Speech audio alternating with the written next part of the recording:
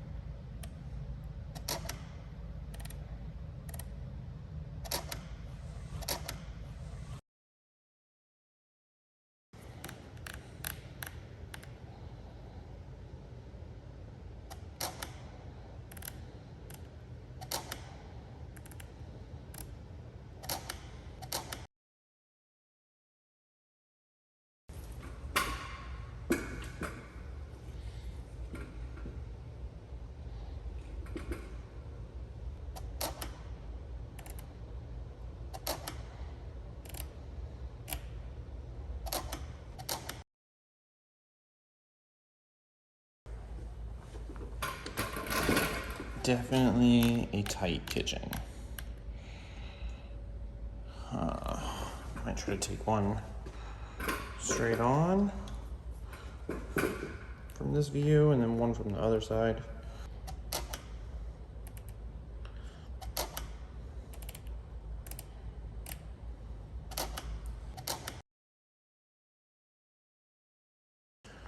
I like these kind of over the counter shots like this. Gives a little perspective. I don't know, just like it.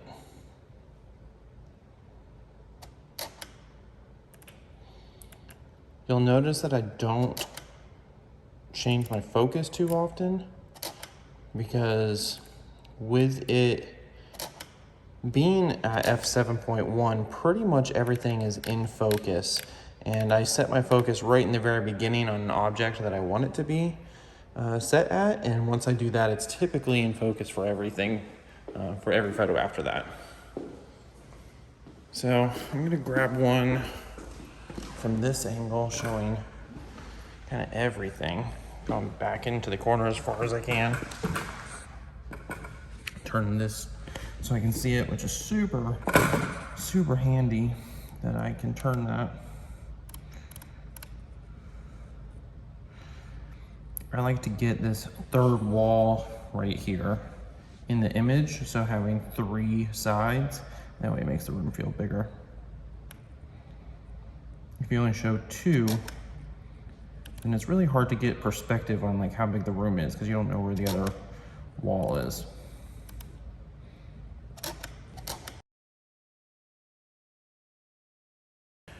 Yeah, I think that looks good. Get the fan as centered as we can while showing the three different walls. Looks pretty good. And so my shutter speed right now is at a little over 1 second. So what I'm actually gonna do is switch the drive to 2 seconds. And I will keep my hand off of it so I don't have any camera shake from me touching the shutter button. I'll do the same thing again. Now we're at 1/3 of a second. And we'll do one more right there.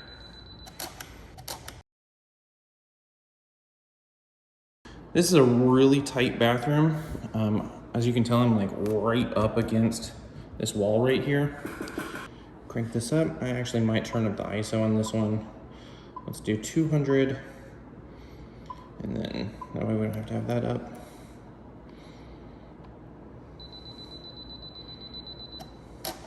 Okay.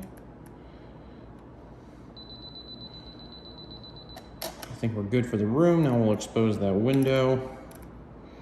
Can't really see much, so like it's a frosted glass window, but we can still expose for it. All right. Now let's go do those other bedrooms.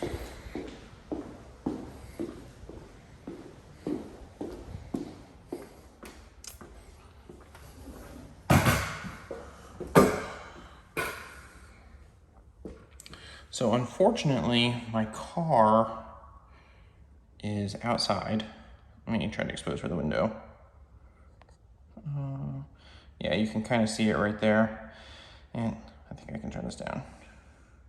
Yeah, so my car is out there, unfortunately, and you can see it right through this window. So I think what I'm gonna do is take the other rooms and then I'll go move my car and take this room.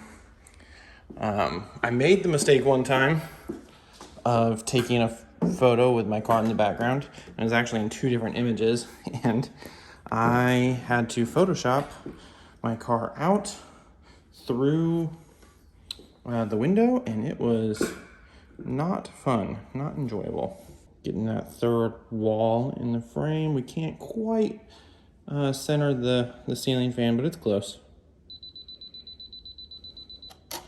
We can take off that drive, that 2-second timer at this point.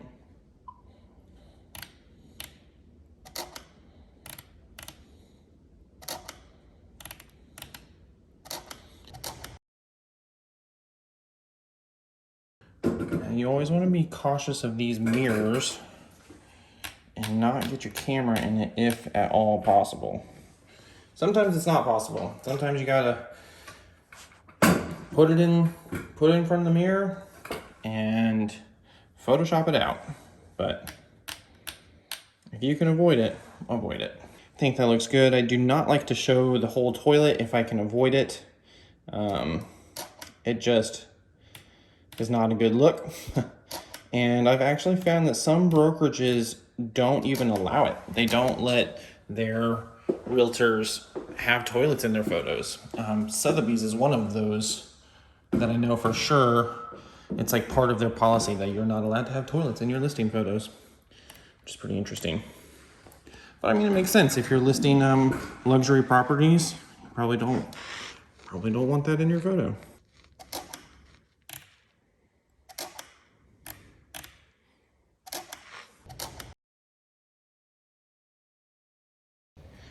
All right, so that is it for the interiors of this house. I'm gonna go move my car and take that one last room, but pretty quick. I think that was about 20 minutes for the inside. Then I'm gonna go take some exterior photos and some drone photos. And that'll be it for this house, quick and simple one. So hopefully that was helpful for you guys. Let me know what else you would wanna see. Let me know if you wanna see some other walkthroughs or maybe the editing process. Let me know. All right, guys, take care.